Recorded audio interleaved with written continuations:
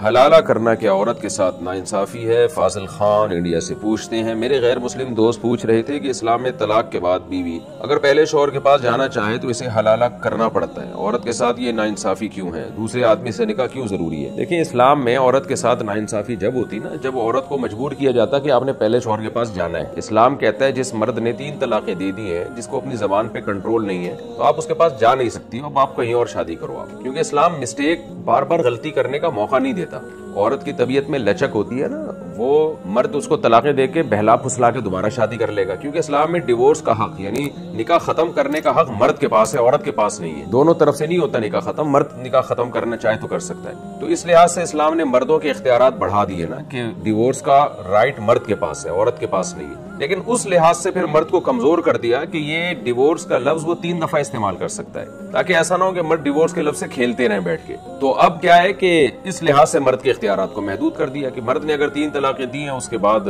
وہ رکھنا چاہتا ہے تو نہیں رکھ سکتا، کیونکہ عورت کی طبیعت میں ہے لچک ہوتی ہے، مرد اس کو بہلائے گا پھسلائے گا، دوبارہ اس کو وہ فوراً جو ہے نا نرم ہو جاتی ہے، تو مرد اس کو دوبارہ شادی کر لے گا۔ تو اسلام نے کہا بھائی یہ آپ نے جب ایک ڈیورس کا لفظ استعمال کیا، ہم آپ کو اجازت نہیں دیتے اس سے دوبارہ شادی کریں۔ تو اس لیے اسلام عورت کو کہتا ہے عدت کے بعد کہیں اور شادی کرو، اس آدمی کے پاس واپس نہ جاؤ، آپ جس سے جان چھوٹی ہے تو چھوٹ گئی بس اب آپ کی، تو کہیں اور شادی کرو، دنیا میں مرد کم نہیں ہے۔ تو آج جو عورت کے لیے رشتوں میں مشکلات ہیں، وہ مشکلات اس لیے ہیں کہ 2-2 3-3 شادیوں کا رواج نہیں ہے۔ اگر یہ رواج ہوتا جیسے کہ اسلام کا حکم ہے تو عورت کے لیے بے شمار رشتے ہوتے۔ اب ہم نے ایک شادی والا نظام ہندوؤں سے لے لیا اور 3 طلاقوں والا نظام اسلام سے لے لیا، تو وہ ایڈجسٹ ہونا اس کا مشکل ہے، ظاہر ہے۔ تو اس لیے جب مرد طلاق دے گا تو عورت کو اسلام مجبور نہیں کرتا اس مرد کے پاس آئے آپ، اسلام عورت کو کہتا ہے اب آپ کہیں اور شادی کریں، یہاں نہیں کریں۔ تو یہ عمل اگر ظلم ہے تو بتائیں اس میں کیا ظلم ہے؟ یعنی اگر اسلام عورت کو کہتا ہے دنیا میں جس سے چاہے شادی کرو، اس مرد سے نہیں کر سکتی کیونکہ اس نے تمہیں اکٹھی 3 طلاقیں دی ہیں، تو یہ کہاں سے ظلم ہو گیا؟ وہ تو ایک آپشن ہے عورت کو دیا ہے کہ اگر تمہیں کہیں اور شادی تم نے کی اور ناکام ہو گئی شادی، تو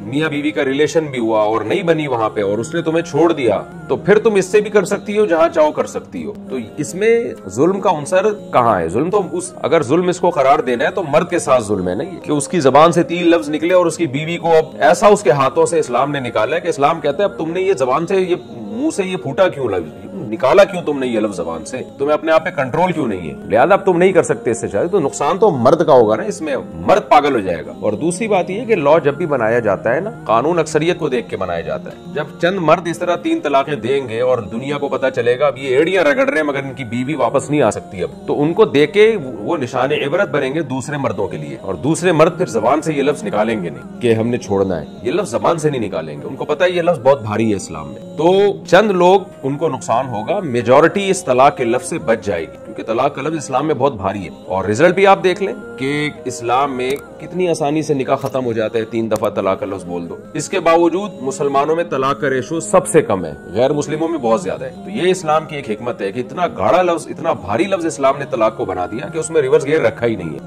اس کا فائدہ یہ ہوتا ہے کہ ایک آدمی اگر دیتا ہے نا تو نشان عبرت بنتا ہے وہ لاکھوں کے لیے۔ تو وہ کہتے ہیں بھائی ہم نے نہیں یہ لفظ زبان سے نکالنا۔ تبھی ہم دیکھتے ہیں اپنے باپ دادا اور اپنے خاندانوں میں کہ کس قدر ایکسٹریم لیول پہ میاں بیوی کے جھگڑے چلے جاتے ہیں، مگر مرد طلاق کا لفظ زبان سے نہیں نکالتا، اس کو پتا ہے کہ بھائی یہ تو لفظ نکلا تو پھر اسلام تو آپشن ہی میرے لیے ختم کر دے گا۔ تو اس کا فائدہ عورت ہی کو ہوتا ہے، ان کا گھر بس جاتا ہے اس سے۔ تو ہمیں وہ چند طلاق دینے والے مرد نظر آ رہے ہوتے ہیں روتے پیٹتے ہوئے، یہ چند عورتیں نظر آ رہی ہوتی ہیں جو اپنے شوہر کے پاس واپس جانا چاہتی ہیں، وہ میجورٹی جو اس لفظ سے اپنی زبان کو روک لیتے ہیں اور ان کے گھر بس جاتے ہیں اور بار بار یہ طلاق کے لفظ کو وہ کھیل نہیں بناتے، ان میجورٹی کو ہم نہیں دیکھ رہے ہوتے۔ تو خلاصہ یہ نکلا کہ یہ عورت پہ ظلم نہیں ہے، یہ تو مرد کو اس کے طلاق کی سزا دی جا رہی ہے۔ باقی یہ کہ عورت کو اسلام مجبور نہیں کرتا، اسلام کہتا ہے کہ آپ جائیں کہیں اور شادی کریں، ادھر شادی نہ کریں۔ وہ تو خود اب اس کا مسئلہ ہے کہ وہ کہیں اور شادی اس کی کامیاب ہوتی ہے تو رہے، نہیں کامیاب ہوتی تو اسلام کہتا ہے جہاں چاہو شادی کرو بھائی، پھر دوبارہ پہلے کے پاس بھی آ سکتی ہے، کیونکہ اب آپ کو بھی تجربہ ہو گیا ایک نئے مرد کا۔ اب اگر پہلے کے پاس آئے گی تو پہلے والے کو بھی احساس ہوگا نا، کیونکہ